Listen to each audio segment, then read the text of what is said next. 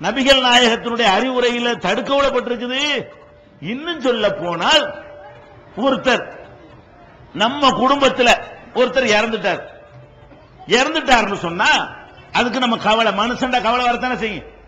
எந்த ஒரு மனுஷனாக இருந்தாலும் தகப்பனார் இறந்துட்டா, தாயார் இறந்துட்டா, பிள்ளை இறந்துட்டா, அண்ணன் இறந்தா, தம்பி இறந்தா, தங்கச்சி இறந்துட்டா, அக்கா இறந்துட்டா நம்மள அது பாதிக்கும்.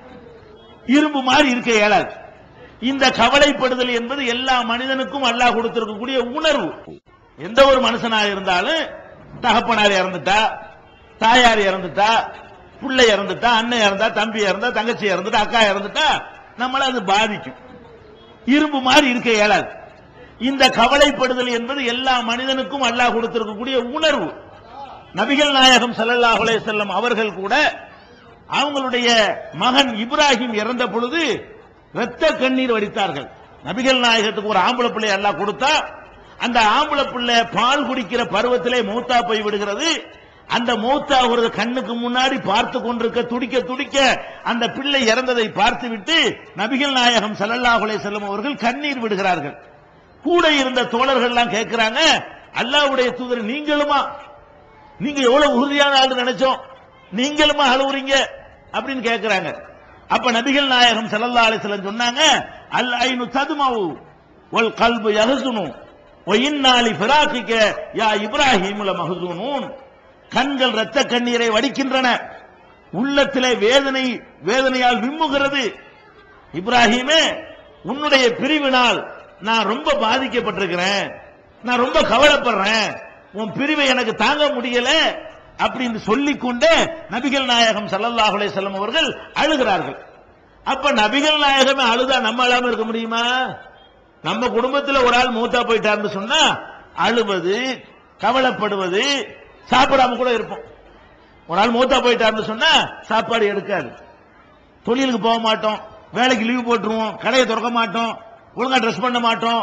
இப்படியே என்னமோ இடி உளுந்த மாதிரி இடிஞ்சு போய் உட்கார்ந்துருப்போமா இல்லையா? இது ஒரு மனிதனுக்கு உள்ள ஒரு விஷயம். ஆனா நபிகள் நாயகம் ஸல்லல்லாஹு அலைஹி வஸல்லம் என்ன செய்யறாங்கன்னு கேட்டா, நல்லா கவலைப்படுங்க, இதுக்கு ஒரு லிமிட் இருக்கிறது.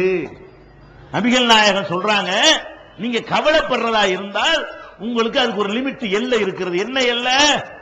3 நாளைக்கு மேல எந்த ஒரு மரணத்திற்காகவும் நீங்கள் கவலைப்படக்கூடாது. அப்ப பாப்பா இறந்துட்டாரா, முத நாள் சாப்பிடாம இருக்கிறியா, அல்லாஹ் கேட்க மாட்டான். 2வது நாளுக்கு சாப்பிடலையா, அல்லாஹ் கேட்க மாட்டான். 3வது நாளைக்கு கடையை அடைச்சு போட்டுருக்கிறியா, அல்லாஹ் கேட்க மாட்டான்.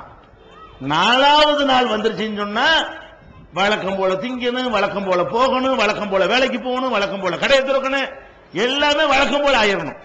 ஒரு மனிதன் அவனுடைய கவலையை மறப்பதற்கு இஸ்லாம் நிர்ணயித்திருக்கிற காலக்கெடு 72 மணி நேரம், 3 நாட்கள் தான். 4வது நாள் வந்த உடனே அவன் மாறிடணும். எப்படி மாறிடணும்? இப்படி ஒண்ணு நடக்கல என்கிற மாதிரி மாறிவிடணும். அப்ப கவலைப்படுவதற்கு மார்க்கத்தில் உள்ள எல்லை எவ்வளவு? இந்த 3 நாள் தான் எல்லை. இப்ப நான் கேட்கிறேன், நீங்க எதுக்காக வேண்டி இந்த முஹர்ரம் மாசத்துல இந்த கூத்தடிக்கிறீங்க? ஹுசைன் ரலியல்லாஹு அன்ஹு அவர்கள் இந்த முஹர்ரம் 10ல கொல்லப்பட்டாங்க தானே? முந்த நாளா? நான் கேட்கிறேன், ஹுசைன் ரலியல்லாஹு அன்ஹு கொல்லப்பட்டு முந்த நாளா? 3 நாள் ஆவலையா ஒண்ணும்? அட 3 நாளைக்கு மேல கவலைப்படக்கூடாது. ஓ வாப்பா செத்தாலே 3 நாளைக்கு மேல கவலைப்படக்கூடாது இருக்குது. இது எப்ப நடந்தது? நேத்து நடந்ததா? போன வாரம் நடந்ததா? போன மாசம் நடந்ததா? எப்ப அவர் மௌத்தா போனாரு? 1400 வருஷத்துக்கு முந்தி மௌத்தா போனதுக்கு நான் இப்ப கவலைப்படுறேன். இது என்னப்பா, இது எங்கப்பா இருக்கிறீங்க? நீங்க எந்த மார்க்கத்தில் இருக்கிறீங்க? உங்க வாப்பா மௌத்தா போனாலே உனக்கு 3 நாளைக்கு மேல பர்மிஷன் கிடையாது. உங்க உமா மௌத்தா போனாலே 3 நாளைக்கு தான் நீ கவலைப்படலாம். அப்ப எப்பவோ ஒரு காலத்தில் என்னைக்கோ நடந்து 1400 வருஷத்துக்கு முன்னாடி ஒருத்தர் கொல்லப்பட்டார் என்பதற்காக, யாராகவே இருக்கட்டுமே, 1400 வருஷத்துக்கு முன்னாடி ஒருத்தர் கொல்லப்பட்டார் என்பதற்காக வேண்டி இன்னைக்கு துக்கமா, இன்னைக்கு சோகம் கொண்டாடுவீங்களா? அழகா சொல்லுவாங்க, யசீது ஹுசைன் ரலியல்லாஹு அன்ஹு அவர்களை ஒரு தடவை தான் கொலை செஞ்சாரு. இவங்க வருஷா வருஷம் கொல்றாங்க. இவங்க ஒரு தடவை தான் யசீது கொலை பண்ணான். இவன் என்ன பண்றான்? கள்ளக்குறிச்சி முஸ்லிம்கள் வருஷா வருஷம் வர போட்டா இருக்கிறாங்க. இது என்னங்கப்பா, இது என்ன மார்க்கம்? இது பார்க்கிறவன் சிரிக்க மாட்டான். ஏன்டா அப்படி போறீங்க? அந்த இறந்து போயிட்டாங்க. எப்ப? அது 1000 சொல்ல மாட்டாங்க. என்னங்கடா இது, என்ன நேத்து மூத்தா போன மாதிரி கவலைங்கிறீங்க? நேத்து மூத்தா போனாலும் கவலைப்படுற மாதிரி இப்ப எதுக்கு படுற? அப்ப ஹுசைன் ரலியல்லாஹு அன்ஹு அவர்கள் கொல்லப்பட்டார்கள் என்று சொன்னால் அது என்றைக்கும் நடந்து விட்டு, நான் கேட்கிறேன், ஹுசைன் ரலியல்லாஹு அன்ஹு கொல்லப்பட்டதுக்கு நீ துக்கம் அனுசிக்கிறீல?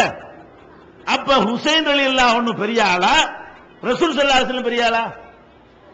யார் பெரிய ஆளு? ரசூல் ஸல்லல்லாஹு அலைஹி வஸல்லம். அதுக்கு எங்க துக்கம்? அதுக்கும் கருப்பு சாயத்தை பூசிட்டு போக வேண்டியதானே? அது எப்ப செய்வீங்கன்ற? அப்ப ரசூல் ஸல்லல்லாஹு அலைஹி வஸல்லம் அவர்கள் மௌத்தா தானே போனாங்க. அவங்க மௌத்தா போனதுக்கு எப்ப துக்கம்?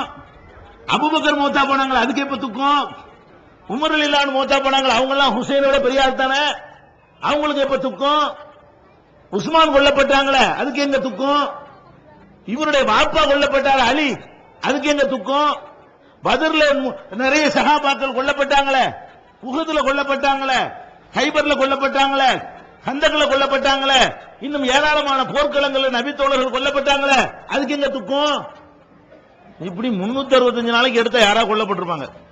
வாழையல்மா உலகத்துல 365 நாள் எடுத்து பாத்தீங்கன்னா ஒருத்தர் முஹர்ரம் 1ல கொல்லப்பட்டிருப்பாரு, ஒருத்தர் 2ல கொல்லப்பட்டிருப்பாரு, ஒருத்தர் 3ல கொல்லப்பட்டிருப்பாரு, ஒருத்தர் 4ல கொல்லப்பட்டிருப்பாரு. அப்புறம் பட்டியல் அடிச்சு நோட்டீஸ் போட்டு விட்டுருவோம். நீ வாழவே இயலாது. நீ இந்த மாதிரி ஒரு நாளைக்கு 12 வை, நாங்க என்ன செய்வோம்? எந்தெந்த தேதியில யார் யார் கொல்லப்பட்டான்னு எடுத்து வச்சுக்கிட்டு பட்டியலை போட்டு எல்லா நாளும் துக்கம், எல்லா நாளும் கருப்பு தான், எல்லா நாளும் பட்டினி தான், எல்லா நாளும் கருப்பு சாயம் தான் செஞ்சிருவோமா? செய்தியப்ப பைத்தியக்காரத்தனமான காரியங்களை இஸ்லாத்தின் பெயரால செய்றீங்க. பார்க்கிற மக்கள், இஸ்லாம்ங்கிறது எல்லாராலும் விரும்பப்படுற ஒரு மார்க்கம். நம்முடைய நடவடிக்கைகள்னால் இஸ்லாம் வெறுக்கப்படுற மார்க்கம் ஆகுது, புறக்கணிக்கப்படுற மார்க்கமா மாறிக்கொண்டிருக்கிறது. விளங்குற வித்தியாசம் உங்களுக்கு? இது வச்சும் பரவாயில்லை. சில ஊர்களை தாண்டி இது சுத்தி உள்ள சில ஊர்கள்ல தீவிரம் மிதிக்கிறான்.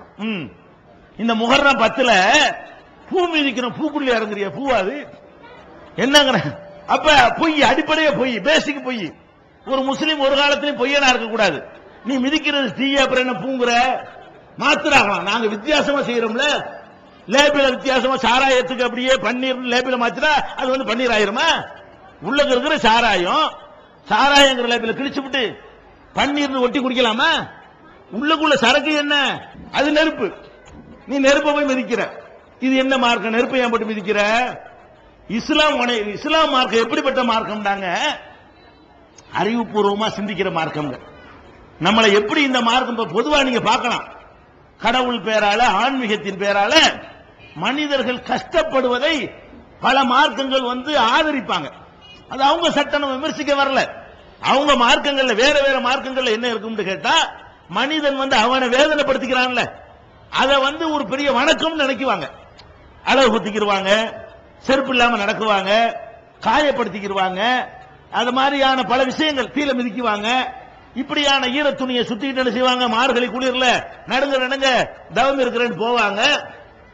500 கிலோமீட்டர் நடந்து என்ன செய்வாங்க? ஒரு குறிப்பிட்ட இடத்தை தேடி போவாங்க. இப்படி மனிதன் தனக்குத்தானே மண்டையில தேங்காய் உடைக்குவாங்க.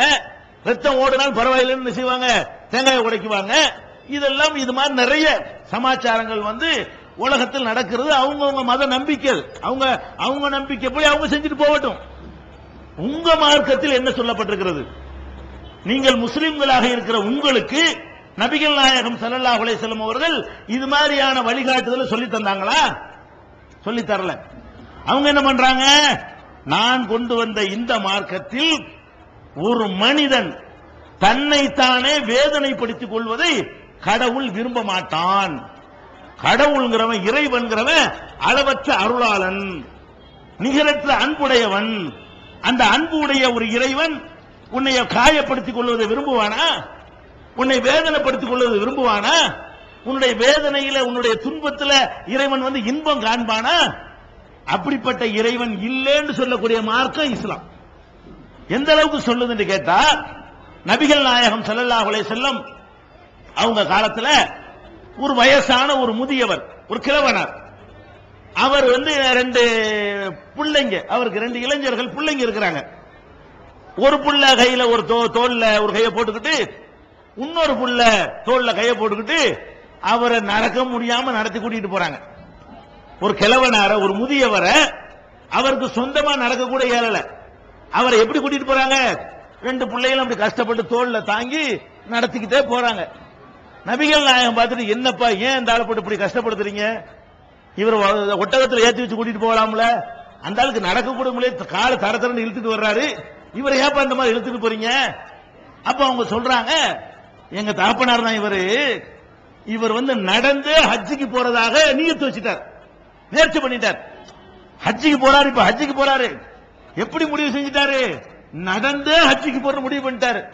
முடிவு பண்ணிட்டோம்ல, அதனால இப்படி போறோம் அப்படிங்கிறாங்க. நபிகள் நாயகம் சொல்றாங்க, முதல்ல இந்த ஆளத்துக்கு ஒட்டகத்தில் உட்கார வை. இவர் தன்னை, இந்த கிழவன் தன்னைத்தானே கஷ்டப்படுத்திக் கொள்வது அல்ல.